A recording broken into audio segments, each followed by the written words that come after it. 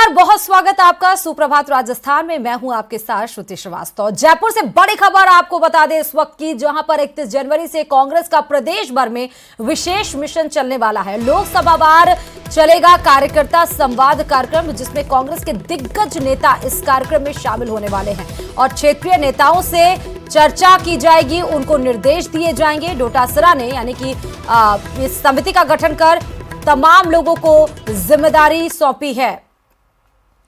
तो कांग्रेस का भी मिशन 25 चल रहा है। 31 जनवरी से कांग्रेस का प्रदेश भर में विशेष मिशन चलेगा, जहां पर कांग्रेस का संवाद कार्यक्रम है। 5 फरवरी को चूरू में, 7 फरवरी को जयपुर ग्रामीण में संवाद कार्यक्रम होगा, जहां पर जिम्मेदारियां दी गई हैं। और 1 फरवरी को श्रीगंगानगर, तो वहीं 2 फरवरी को बीकानेर में भी होगा।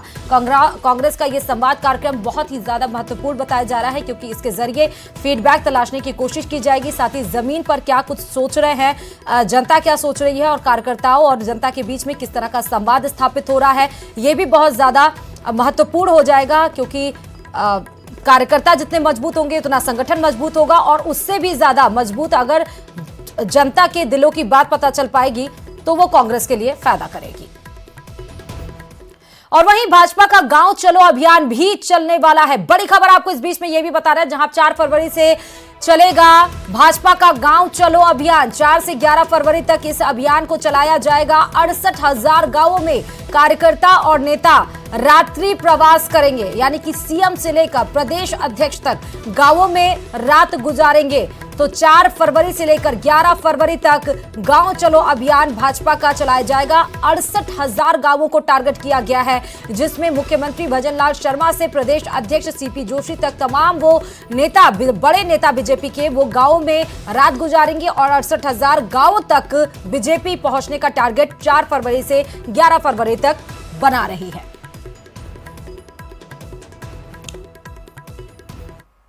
और मन की बात से जुड़ी अब इस वक्त की बड़ी खबर आपको बताते चले कि पीएम मोदी के मन की बात का कार्यक्रम आज होना है, जिसमें सीएम भजनलाल शर्मा ओटीएस में अपने मन की बात सुनेंगे। और साथ ही प्रदेश के 59,000 बूथों पर प्रधानमंत्री नरेंद्र मोदी की मन की बात ये सुनी जाएगी। बीजेपी प्रदेशाध्यक्ष सीपी जोशी ने वर्चुअल बैठक ली है, और साथ ही जिला अध्यक्ष, जिला प्रभारी, प्रदेश पदाधिकारियों की भी बैठक ली गई है। सभी विधायक, सांसद बूथों पर मौजूद रहेंगे।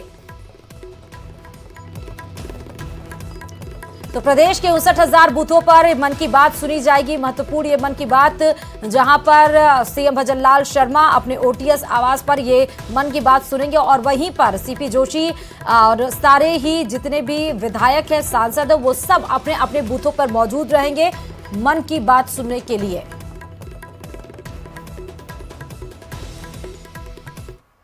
और इस वक्त भीलवाड़ा से बड़ी खबर आ रही है, जो आपको बताते चले कि भीलवाड़ा के निजी अस्पताल में हंगामा बरपा है।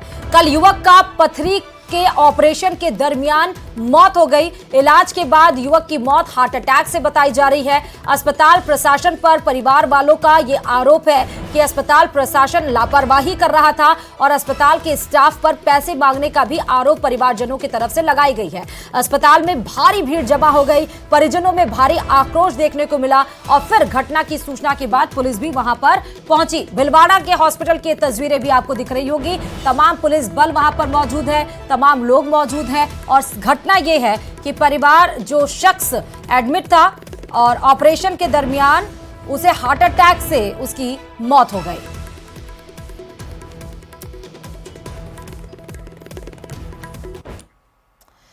और सरकारी स्कूलों में अब अगर गलत आचरण कोई भी शिक्षक करेगा तो उसको गलत आचरण करने की भारी कीमत चुकानी पड़ेगी। उसको भारी पड़ने वाला है उसका ही गलत आचरण, क्योंकि ऐसे शिक्षकों के खिलाफ न केवल निलंबन की कार्रवाई होगी, बल्कि निलंबन के साथ उनकी संपत्ति पर बुलडोजर भी चलेगा। शिक्षा मंत्री मदन दिलावर ने आज एक सरकारी स्कूल के कार्यक्रम में अपने संबोधन के दौरान ऐसे शिक्षकों को स्पष्ट हिदायत दे दी है कि जिनका आचरण शिक्षा विभाग को शर्मसार करता है। दिलावर ने स्पष्ट तौर पर कहा कि ऐसे शिक्षकों को नहीं छोड़ूंगा। साथ ही ऐसे शिक्षकों के सिफारिश अधिकारियों के खिलाफ भी कार्रवाई की जाएगी। किसी व्यक्ति को नहीं छोड़ूंगा जो इस प्रकार का व्यवहार करता पाया जाएगा, तो मैं निलंबित करने के बाद उसको बर्खास्त तक करूंगा, और उसकी जितनी भी संपत्तियां हैं उस पर बुलडोजर चलाऊंगा। और वहीं प्रदेश में 15 फरवरी को सामूहिक सूर्य नमस्कार के आदेश पर सियासत गर्मा गई है। बीजेपी जहां इसे भारत की सांस्कृतिक परंपरा बता रही है, तो वहीं कांग्रेस राज्य सरकार पर आरएसएस की योजनाएं थोपने का आरोप लगा रही है। रिपोर्ट देखिए।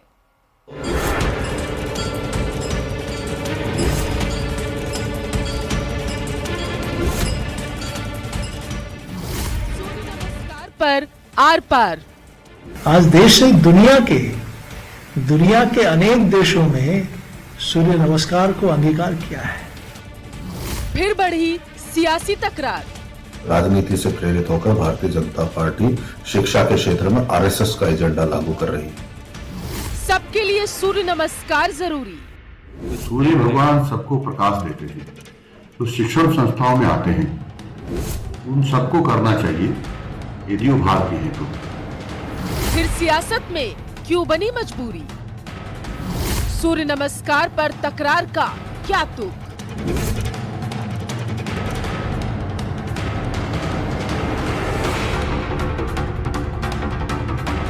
भजनलाल सरकार अपने वादे को अमली जामा पहनाने में जुट गई है। छात्रों को शिक्षित करने के साथ ही संस्कारित करने में भी भिड़ चुकी है। नौनिहालों को देश की समृद्ध परंपरा से जोड़ने की कवायद इसी कोशिश का एक नतीजा है। सूर्य भगवान के बिना हमारा जीना असंभव है। हमको प्रकाशमान करते हैं और मैं कहता हूँ ये भारत की धरती सूर्य भगवान के बिना चल नहीं सकती है।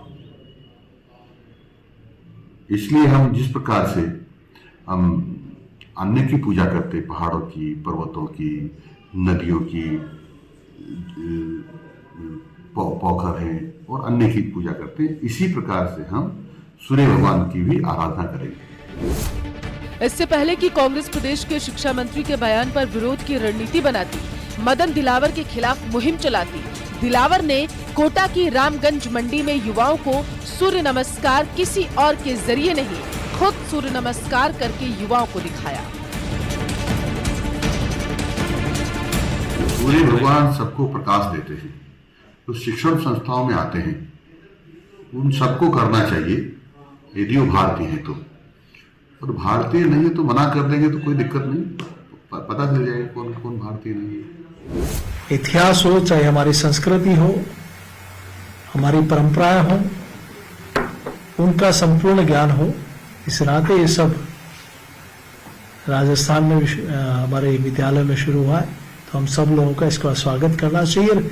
आज देश से दुनिया के अनेक देशों में सूर्य नमस्कार को अंगीकार किया है।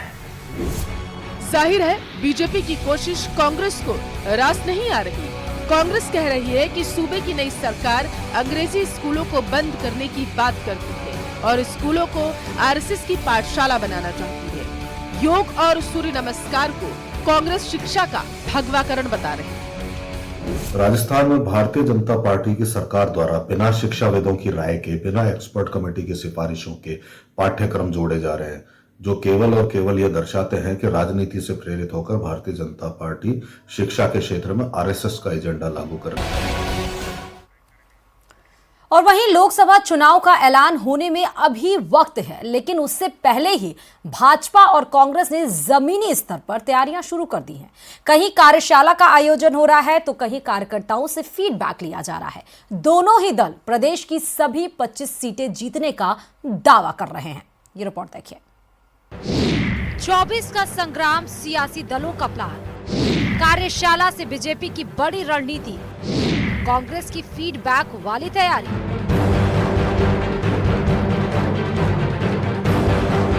राजस्थान का रण जीतने के बाद बीजेपी लोकसभा चुनाव में कोई कोर कसर नहीं छोड़ना चाहती।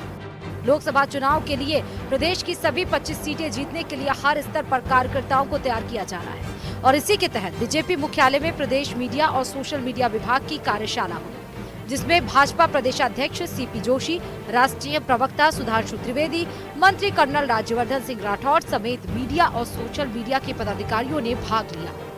कार्यशाला में केंद्र की जन कल्याणकारी नीतियों का लाभ अंतिम व्यक्ति तक पहुंचाने की रणनीति पर चर्चा हुई। राजस्थान सरकार पूरी तरह से राजस्थान वासियों के लिए समर्पित है और पूरी तरह से जनता की जो हित की चाहे नीति हो चाहे नियम हो उसको पालन करते हुए देश का पैसा, राजस्थान का पैसा जनता तक पहुंचे और वो सक्षम बने आगे बढ़ने के लिए। जो हमारी भारतीय जनता पार्टी की जो सोच है, अंतिम व्यक्ति का उदय हो, अंतिम व्यक्ति आगे बढ़े, ये हम संकल्प से करके रहेंगे। भाजपा ने विधानसभा चुनाव में कांग्रेस खेमे में कई नेताओं को अपने पाले में लाकर नतीजे अपने पक्ष में किए थे। वैसा ही कुछ लोकसभा में देखने को मिल सकता है। ऐसा ही कुछ इशारा किया प्रदेश अध्यक्ष सीपी जोशी ने। उनका दावा है कि कई बड़े नेता भाजपा के संपर्क में हैं। देखिए, विधानसभा चुनाव से पहले भी कई नेताओं ने, कई ब्यूरोक्रेट्स ने, कई सामाजिक संगठन के लोगों ने भारतीय जनता पार्टी में और आदरणीय मोदी जी के नेतृत्व में आस्था व्यक्त की थी और कई लोगों ने भाजपा की सदस्यता ग्रहण की। अभी भी कई लोग संपर्क में हैं। वहीं कार्यशाला में पहुंचे भाजपा के राष्ट्रीय प्रवक्ता ने विपक्षी गठबंधन के साथ राहुल की भारत जोड़ो यात्रा पर शायराना तंज कसा। जब से श्री राहुल गांधी जी पहले अपनी यात्रा पे निकले तो 3 राज्य कांग्रेस के हाथ से चले गए। अब वो पूर्व से पश्चिम की यात्रा पे निकले हैं तो आप देखिए, पहले पूरब में उनका सबसे बड़ा जो तथाकथित इंडी गठबंधन के सहयोगी थे तृणमूल कांग्रेस, उसने ऐलानिया कह दिया कि वो चुनाव नहीं लड़ेंगे। आम आदमी पार्टी ने पंजाब में कह दिया। अब पहले ही बसपा ने उत्तर प्रदेश में कह दिया। तो मुझे लगता है अब जो कुछ हो रहा है इस तथाकथित इंडी गठबंधन के अंदर, उसकी स्थिति कुछ कुछ ये कही जा सकती है कि देखी जमाने की यारी, बिछड़े सभी बारी बारी। उधर कांग्रेस भी पूरे दमखम से लोकसभा चुनाव लड़ने की तैयारियों में लग गई। जयपुर में कांग्रेस की स्क्रीनिंग कमेटी की बैठक में फीडबैक लेने के बाद अब अलग अलग विधानसभा क्षेत्रों में पर्यवेक्षक कार्यकर्ताओं का मन टटोल रहे हैं। AICC ने सभी लोकसभा क्षेत्र के अंदर एक कोऑर्डिनेटर बनाए हैं और अभी सभी कोऑर्डिनेटर्स की और प्रदेश इलेक्शन कमेटी की बैठक जयपुर में हुई थी। उसके बाद सभी कोऑर्डिनेटर्स को जिले के अंदर और उसके बाद विधानसभा और ब्लॉक के अंदर जाने के निर्देश हैं। अलवर की जो सीट है वो कांग्रेस की सीट रही है। ज़्यादातर कांग्रेस के सांसद यहाँ से बने हैं और आने वाले समय में भी ये सीट अब की बार हमारी कांग्रेस यहाँ से जीतेगी। बीजेपी जहां 25 की 25 सीटें जीतने की कोशिश कर रही है, वहीं कांग्रेस भी इस बार खाता खोलने के लिए जी तोड़ मेहनत कर रही है।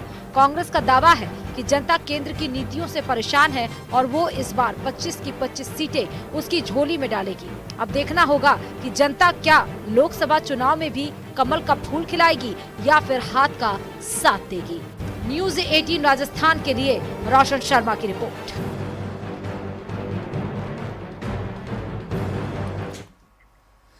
और बीते दिनों आरएलपी के राष्ट्रीय संयोजक और खिवंसर से विधायक हनुमान बेनीवाल को जान का खतरा होने के मामला सामने आया था, जिसके बाद उनकी सुरक्षा भी बढ़ा दी गई थी। हालांकि ये पहली बार नहीं जब बेनीवाल पर खतरा सामने आया हो। अब बेनीवाल ने खुद सामने आकर इस बात पर बात की है। यानी कि बेनीवाल ने कहा कि 25 जनवरी को ही पुलिस के एक आला अधिकारी का उनके पास फोन आया और कहा कि अगले 3-4 दिनों तक वे किसी से नहीं मिले और सतर्क रहें। बेनीवाल ने कहा कि उस पुलिस अधिकारी ने खतरा किससे है इसके बारे में जानकारी साझा नहीं की। वहीं बेनीवाल ने सरकार और पुलिस से यह मांग की है कि इस बात का खुलासा होना चाहिए कि उन्हें किस गैंग या गिरोह से खतरा है। राष्ट्रीय लोकतांत्रिक पार्टी के राष्ट्रीय संयोजक एवं खिवंसर के विधायक हनुमान बेनीवाल को लेकर कल इंटेलिजेंस द्वारा कड़ी सुरक्षा उनके घर पर कर दी गई। जयपुर से नागौर आते वक्त और नागौर में बेनीवाल के घर पर QRT के 8 कमांडो तैनात है। वजह यह सामने आ रही है कि पुलिस इंटेलिजेंस को यह सूचना मिली कि हनुमान बेनीवाल की जान को खतरा है। आज हनुमान बेनीवाल हमारे साथ है, हम उनसे इन सारी बातों को लेकर जानकारी लेते हैं कि किस तरीके का थ्रेट है, पुलिस अधिकारियों ने इनके साथ क्या जानकारियां साझा की है। सर, अचानक इस तरह की चीज सामने आई कि बड़ा खतरा है, 8 QRT के कमांडो घर के बाहर तैनात कर दिए, क्या घटनाक्रम रहा? देखिए, परसों मैं जयपुर था और मेरे बर्थडे का कार्यक्रम था। उसमें काफी लोग प्रदेश भर से बधाई देने के लिए आए हुए थे और मेरे पास शाम को 6-7 बजे किसी का टेलीफोन आया, साहब 3-4 दिन तक थोड़ा आप ध्यान रखें। बड़े अधिकारी का, राजस्थान सरकार के पुलिस के बड़े अधिकारी का, और तो मैंने कहा क्या बात है, बोला आप थोड़ा सा बस सावधान रहे, मिलने जुलने वाले लोगों से आप एक बार समझे सारी बात को। तो मैंने कहा कोई बात है तो बताइए मुझे। तो उन्होंने कहा बस आप ध्यान रखें, अपना थोड़ा सा ध्यान रखें, लोग मिलने जुलने का भी ध्यान रखें, लोगों का भी ध्यान रखें, संदिग्ध कोई व्यक्ति हो तो उनका भी ध्यान रखें। तो चूंकि थ्रेट का मामला मेरे लिए पहली बार नहीं है, पिछले 15-20 साल से जो लड़ाई लड़ रहे हैं अपराधियों के खिलाफ, जनहित के मुद्दों को लेके, माफियाओं के खिलाफ, हमेशा मेरी लड़ाई विधानसभा, लोकसभा, सड़कों पे रही है। और कई बार ऐसी स्थितियां भी, कई बार हमले भी मेरे ऊपर राजस्थान के अंदर हुए हैं, जिनको आप लोगों ने प्रमुखता से उठाया था। मैं जब 8 बजे जयपुर से रवाना हुआ घर से, तो मेरे साथ 3-4 गाड़ी थी, और जैसे ही मैंने नागौर डिस्ट्रिक्ट, जो अब आपका डीडवाना जिला हो गया नया, जब मैंने वहाँ एंटर किया तो क्वालिटी की गाड़ी थी और थाने की गाड़ी, जो वहाँ का नामा का थाना था, और उसके बाद हर थाने क्षेत्र जहाँ से गुजरा तो गाड़ियाँ थी, क्वालिटी एस्कॉर्ट कर रही थी। मैं जब घर पहुँचा तो पुलिस के आला अधिकारी यहाँ पे थे, उन्होंने कहा कि हमारे पास कोई ऐसी सूचना है जिससे आपकी जान को खतरा है और आपको 3-4 दिन लोगों से मिलना नहीं। मैंने कहा ये तो संभव नहीं हो सकता कि मैं लोगों से मिलूं नहीं, मिलना जुलना जारी रहेगा, हम इन चीज़ों की परवाह नहीं, कि मेरे पास कोई धमकी वगैरह नहीं आई। और शनिवार की रात दौसा जिला अस्पताल में संभागीय आयुक्त आरुषि अजय मलिक औचक निरीक्षण पर पहुंची तो अस्पताल में हड़कंप मच गया। संभागीय आयुक्त के साथ दौसा के कलेक्टर देवेंद्र कुमार, एडीएम नरेश बुनकर सहित अनेक अफसर मौजूद रहे। इस दौरान जिला अस्पताल का बारीकी से निरीक्षण किया गया। संभागीय आयुक्त ने अस्पताल में मौजूद चिकित्सकों को चिकित्सा व्यवस्था बेहतर बनाने के निर्देश दिए, साथ ही गंदगी सहित व्यवस्थाएं मिलने पर नाराजगी जताई। इस दौरान संभागीय आयुक्त ने मरीज से भी बात की और चिकित्सा व्यवस्थाओं का फीडबैक लिया।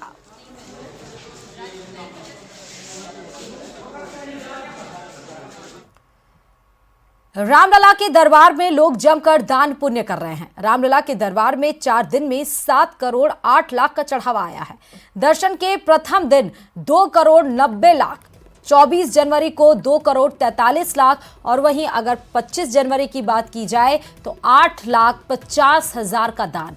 फिर 26 जनवरी को 1 करोड़ 15 लाख रुपए का चढ़ावा आया और आज 27 यानी कि कल की अगर हम बात करें 27 जनवरी को 3 बजे तक लगभग 75,000 राम भक्त भगवान राम के दर्शन करने के लिए पहुंचे थे।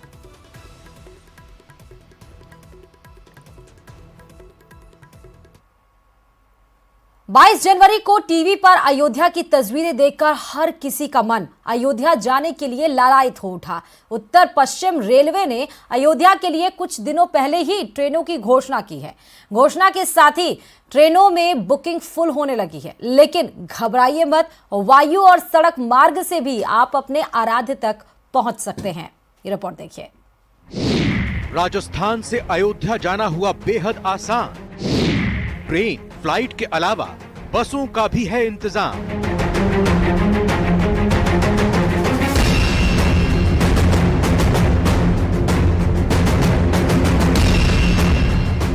रामलला तंबू से निकलकर अपने भव्य और दिव्य मंदिर में पहुंच चुके हैं। प्रभु की प्राण प्रतिष्ठा के बाद अब भक्त उन तक पहुंचने का जतन कर रहे हैं। भक्तों के लिए उत्तर पश्चिम रेलवे ने 3 आस्था स्पेशल ट्रेनों की घोषणा की है, जो प्रदेश के अलग अलग जिलों से अयोध्या के लिए चलेंगी। जोधपुर से अयोध्या 29 जनवरी, 12 और 26 फरवरी। अयोध्या से जोधपुर 1 और 12 फरवरी और 29 फरवरी। बीकानेर से अयोध्या 10 और 24 फरवरी। अयोध्या से बीकानेर 13 और 27 फरवरी। जैसलमेर से अयोध्या 3 और 17 फरवरी। अयोध्या से जैसलमेर 6 और 20 फरवरी। अयोध्या जाने के लिए लोगों में इतना उत्साह है कि इन ट्रेनों में अभी से बुकिंग फुल आने लगी है। आईआरसीटीसी के मुताबिक पूछताछ के लिए सैकड़ों फोन आ रहे हैं। अगर यात्रियों की भीड़ ऐसी ही बनी रही तो यात्रा से पहले ही ट्रेनों में अतिरिक्त बोगियों को जोड़ना पड़ेगा। इसके अलावा 1 फरवरी से जयपुर से अयोध्या के लिए सीधी फ्लाइट भी मुहैया होगी। 1 फरवरी से शुरू होगी जयपुर से अयोध्या के लिए फ्लाइट संख्या SG 3421 सुबह 7:30 बजे रवाना होगी। सुबह 9:25 पर अयोध्या पहुंच जाएगी। फ्लाइट संख्या SG 3426 अयोध्या से दोपहर 3:45 पर उड़ान भरेगी। शाम 5:30 बजे जयपुर एयरपोर्ट पहुंच जाएगी। सप्ताह में 4 दिन भरेगी उड़ान। मंगलवार, गुरुवार, शनिवार, रविवार को होगी संचालित। फ्लाइट और ट्रेनों के बाद राजस्थान सरकार ने सस्ते में लोगों को अयोध्या ले जाने के लिए रोडवेज बसों का मुंह अयोध्या की तरफ कर दिया है। जी हां, अगर कोई फ्लाइट या रेल के टिकट अफोर्ड नहीं कर सकता तो राजस्थान रोडवेज की बसों का बेड़ा तैयार है। सीएम भजनलाल शर्मा ने अयोध्या के लिए रोडवेज बसें चलाने की घोषणा कर दी है, जिसके बाद रोडवेज विभाग मुस्तैद हो गया है। रोडवेज विभाग के एमडी नथमल डिडेल ने एक प्रस्ताव बनाकर ट्रांसपोर्ट एसीएस श्रेया गुहा के पास भेज दिया है। इस प्रस्ताव में राजस्थान के 7 संभाग से रोडवेज डिपो से बसें अयोध्या के लिए निकलेंगी, जो आगरा, लखनऊ होते हुए अयोध्या में प्रवेश करेंगी। रोडवेज विभाग ने यूपी में बसों की एंट्री को लेकर परमिट ग्रांट की प्रक्रिया भी शुरू कर दी है। राजस्थान सरकार का लक्ष्य है कि मार्च तक प्रदेश के 3000 लोगों को अयोध्या की यात्रा कराई जाए। बताने की जरूरत नहीं कि सरकार की इस घोषणा से लोगों में जबरदस्त उत्साह है। न्यूज़ 18 राजस्थान के लिए जयपुर से आसिफ खान की रिपोर्ट।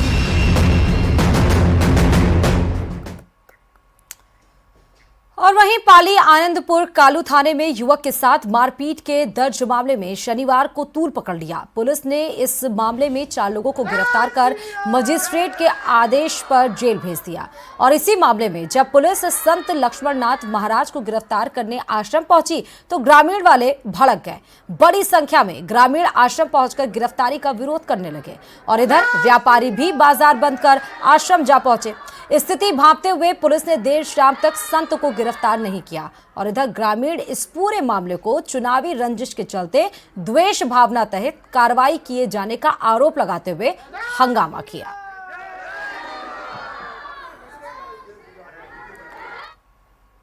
और इस बीच दौसा से बड़ी खबर आपको बता दें कि दुष्कर्म मारपीट मामले में केस दर्ज कर लिया गया है। पीड़िता ने सिकंदरा थाने में दर्ज कराया है केस। 9 जनवरी की घटना बताई जा रही है। अब पुलिस ने जांच शुरू कर दी है। मामला है दुष्कर्म और मारपीट का। दौसा से बड़ी खबर आपको बता रहे हैं।